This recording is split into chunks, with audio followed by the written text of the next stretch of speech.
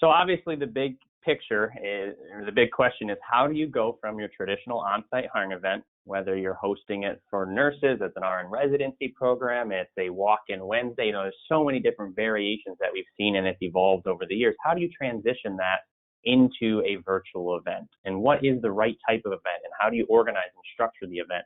So we're going to go through again and show some different examples and talk through what the thought process was of our clients and what brought them to the type of event that they determined to use so that they were able to be successful.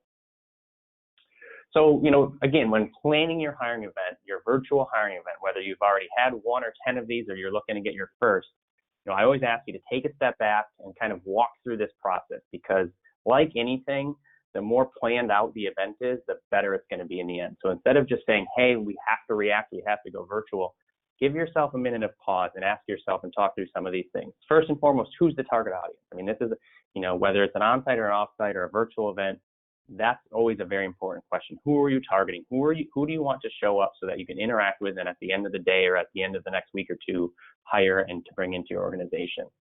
Who's going to be included? Is this just going to be sourcers? Is it going to be recruiters? Might you have hiring managers or directors involved? Obviously, that plays a key role in the flow of the event and what the final outcome will be. How far can you advance the candidate? Can you truly perform an interview virtually? And then again, is that only by recruiters or is that by hiring managers? Can you actually make an offer at a virtual event? All of those factors are going to be very important into, the final outcome of your virtual hiring event. So from that, what are the objectives and what's the style? Is this specifically a chat-based event? Is this an event where you're utilizing, on the phone? Maybe you have a video conference call platform you're utilizing. As you get more information, that information will start to come. And then, of course, event timing and scheduling. I always recommend don't schedule an event 3 days from now or even a week from now. Give yourself ample time to prepare, but also to promote your hiring event. What platforms do you either have at your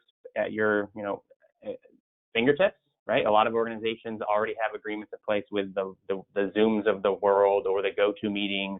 So figuring out either what platforms you have available that you can use or looking to what platform you want to begin to be able to utilize moving forward. And of course, marketing elements. It's great to have this planning go into an event, but we still need people to get there, whether it's on-site, whether it's online. Without the candidates, all the planning can be for nothing. And then finally, what's your follow-up strategy? You've had 50, 60, 100 people show up to an event. What's the follow-up strategy? What's the next step? Don't just leave, don't just end a chat without having a specific follow-up strategy. So